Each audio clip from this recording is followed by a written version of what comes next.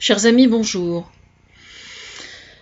Je suis soulagée un peu parce que, aussi étrange que ça puisse paraître alors qu'il y a des prises d'otages encore aujourd'hui, parce que je viens de faire une vidéo sur une vidéo destinée aux preneurs d'otages justement. Je l'ai mise en public parce que je me suis dit que peut-être ça pouvait éventuellement rassurer quelques personnes, sait-on jamais. Bon, voilà, enfin bref. Là, elle est en train de plauder. Il se trouve que je suis en train de... Comment dire? J'ai traîné mes guêtres un petit peu sur les réseaux sociaux hier soir et j'observe donc les réflexions, les commentaires. Je suis allée à Barentin hier soir où j'ai vu des gens que je connaissais. J'ai distribué des bougies en expliquant qu'une bougie, la formule n'est pas de moi, mais qu'une bougie ne valait que si elle servait à en allumer une autre, y compris au niveau de la symbolique. Et il se trouve que dans l'après-midi, j'étais allée à l'inhumation de ma catéchèse, qui est décédée ces jours derniers. Et à la fin de la cérémonie funèbre, fin de la messe, nous avons chanté « Chercher dans tes yeux la confiance, garder la lumière allumée », enfin, laisser une lampe allumée, je ne sais plus exactement.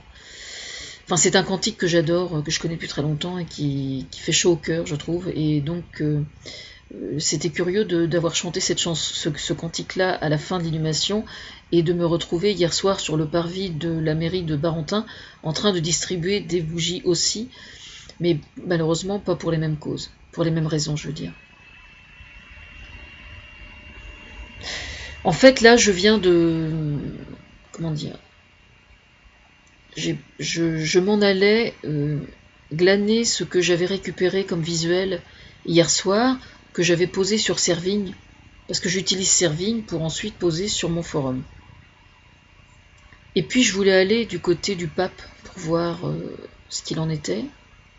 Et puis donc j'ai vu sa déclaration, enfin une compilation de réactions sur le plan international, aux États-Unis, en Angleterre, en Italie. Et je suis tombée, vous savez comment c'est, Internet, on clique à droite à gauche et on tombe sur des trucs parallèles quelquefois. Et donc je suis tombée sur les derniers choix stratégiques du pape et sur le pape ces dernières semaines et ces derniers jours. Cette dernière semaine, plus particulièrement. Alors, je précise que je suis l'inspiratrice du pape et pas la conseillère, ce qui n'est pas du tout la même chose. Mais je pense que j'éclaire bien sa bougie aussi, autant que lui éclaire bien la mienne, donc c'est très très bien comme ça. Et justement, dans certaines vidéos, depuis malheureusement que cet attentat a été commis, ici en France, à Paris, il m'est déjà arrivé à plusieurs reprises de parler du pape, qui lui avait le sens de l'humour. Et si le pape a été choisi, si ce pape-là a été choisi, c'est précisément parce qu'il a le sens de l'humour. Alors justement, je sais qu'il y a certains musulmans qui considèrent, ils ont tort, mais bon, tout le monde peut se tromper, que d'une certaine façon, ce qui est arrivé à Charlie Hebdo, ils l'ont bien cherché. Non, ils l'ont pas bien cherché. Ils l'ont pas bien cherché. Cabu disait « Une religion, c'est une idéologie, et donc en tant qu'idéologie, on a le droit de s'y attaquer. » Et il avait parfaitement raison. Parce qu'effectivement, au même titre que certains sont croyants et d'autres ne le sont pas, pour moi, ce qui est sacré, c'est l'être humain. Y compris le plus terrifiant des êtres humains et le plus criminel des êtres humains est aussi sacré que la vie de n'importe qui d'autre. La vie de ceux qui ont commis ce crime-là est aussi sacrée que la vie de ceux qui ont été leurs victimes, à mes yeux. Voilà, je suis contre la peine de mort, et donc je suis contre cet attentat aussi. Et je suis contre la peine de mort, quelle que soit la gravité d'un crime qu'on ait pu commettre. Parce que la vie de n'importe quel psychopathe ou malade mental ou marginal ou coupable de quoi que ce soit, pour moi, c'est quelque chose de sacré. Voilà. Alors je m'éloigne un petit peu, mais il se trouve que... comment dire ? j'ai influencé d'une certaine façon le choix de ce pape-là. Et si ce pape-là a autant de succès, justement, c'est précisément parce qu'il a été choisi selon certains critères. Et je rigole parce qu'en fait, je me souviens que quand le conclave se réunissait, en fait, ils attendaient après moi pour savoir ce que j'en pensais et tout, donc j'avais trouvé ça assez marrant, quoi.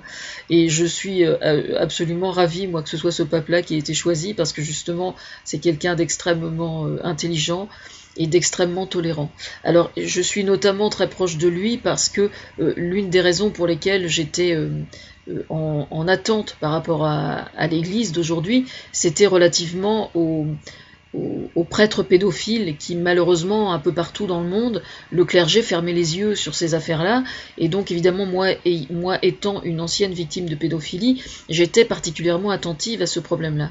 D'ailleurs, j'ai proposé certaines choses au Vatican qui, j'espère, verront le jour. Je veux parler des jardins blancs, enfin, c'est un message subliminal.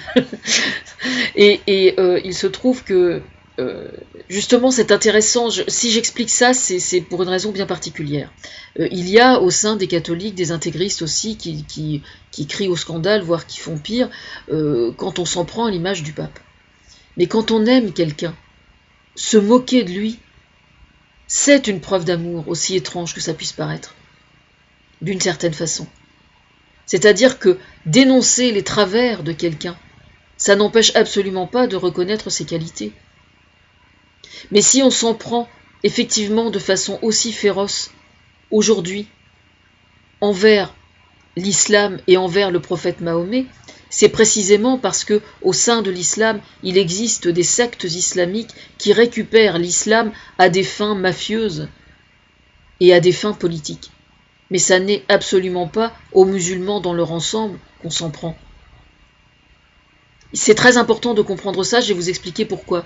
C'est que ces derniers jours, évidemment, on est tous en état de choc, ce qui est tout à fait normal. Je vous recommande d'aller revoir la grande librairie, parce que justement, il y a des intellectuels, mais pas des intellectuels, enfin je serais tentée de dire, je suis désolée, au sens péjoratif du mot.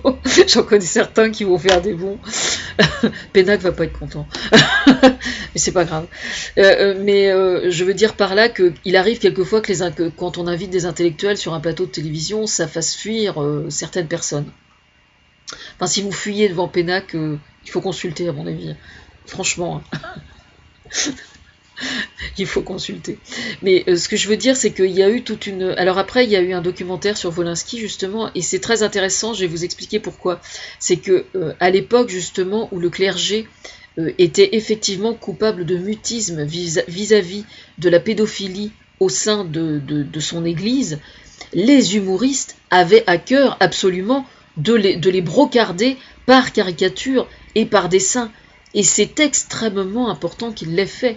Jamais on ne leur a reproché, mais c'était extrêmement important, parce que ça voulait dire qu'au sein de la société française, il se trouvait des artistes qui étaient scandalisés par le mutisme de l'Église, et qui donc, d'une certaine façon, voyaient leur plaie, ou pensaient, PAN, penser par ces dessins-là. C'est pour ça que c'est extrêmement important d'avoir recours à la caricature et au dessin.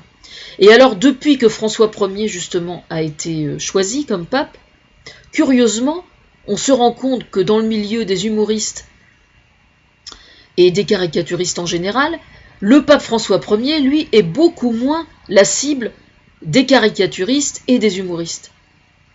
Pour quelle raison ? Eh bien justement parce que lui, sur le plan politique, premièrement, il a énormément de sens de l'humour, et si jamais on le dessine et qu'on se moque de lui, il va être le premier à en rire, parce qu'il est au-dessus de ça, et c'est quelqu'un d'extrêmement intelligent, mais qu'en plus, tout le monde sait qu'il a fait des déclarations, et qu'il a fait le nécessaire, justement, pour, pour que les négligences des papes antérieurs, sur le problème de la pédophilie, progressent. Hein, il a quand même déclaré, sauf erreur de ma part, qu'à partir de maintenant, s'il y avait des prêtres qui étaient coupables de pédophilie, ils devraient répondre de leurs crimes, non pas devant la justice divine, mais devant la justice terrestre et sociétale, dans chaque État. C'est moi qui ai demandé ça. Hein. Bah oui, parce que c'est quand même pas parce que... Alors à ce moment-là, un pédophile a qu'à devenir prêtre, et puis il a le droit d'être pédophile, et il sera toujours couvert, quoi. Donc non, non, cette histoire de justice divine, non, ça marche pas. Enfin, pas avec moi, hein. Moi, personnellement, je mange pas de ce pain-là, hein. Ni de cette hostie-là, d'ailleurs. Oui, je suis assez fière de mon mot, là. Vous voyez, comme quoi l'humour revient. Voilà, et donc si on s'en prend beaucoup moins à François Ier, justement, eh bien c'est parce qu'on n'a pas envie de s'en prendre à lui. Il existe des gens dont on n'a pas envie, qu'on n'a pas envie d'attaquer par la caricature. Ça n'est pas que ces personnes-là le refusent, hein. Moi, le jour où je vais arriver à sortir du placard, un jour, si, je vous assure, eh bien, le jour où je vais sortir du placard, je n'ai qu'une hâte, c'est de passer à la moulinette aussi. J'espère bien, et je trouverais ça franchement suspect si jamais j'y passe pas, hein. J'espère que le message est bien passé. Et enfin voilà, je veux dire par là que le jour où les sectes islamiques se comporteront de façon respectable, moi je serai la première à les respecter. Vraiment. Et l'ensemble des humoristes et des artistes de façon générale. Hein. On va faire un peu de fiction, tenez. Bon, faut vraiment beaucoup d'imagination. Hein. On va faire un peu de fiction. Aujourd'hui, l'État islamique, les chefs religieux de l'État islamique disent « Bon, écoutez, nous, on arrête tout, on rend les armes. » Imaginez le choc sur le plan international. Ça pourrait très bien arriver. Ça pourrait très bien arriver. Parce que la véritable raison pour laquelle ils se comportent comme ils le font, ce sont des raisons purement mercantiles, le pognon et le pouvoir, quoi. Parce que la religion, ils en ont absolument rien à faire. Ils s'en foutent complètement, hein. Je veux dire, tout le monde le sait, c'est connu. Il n'y a pas besoin d'avoir fait psycho pour comprendre ça. On le sait, quoi. C'est comme ça. Hein. Mais si jamais ça arrivait, ça... ce serait pris très au sérieux, hein. Sincèrement. Hein. Attendez, ne nous emballons pas, hein. Ne croyez surtout pas qu'on va retirer les troupes comme ça vite fait. Hein. Oh là oh. Non, non, on aura besoin d'assurance. Hein.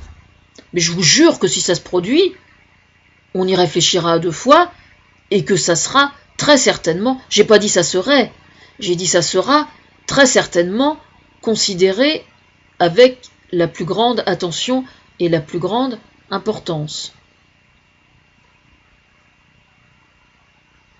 Voilà, c'est tout ce que j'ai à dire pour l'instant. Je vais aller faire les soldes.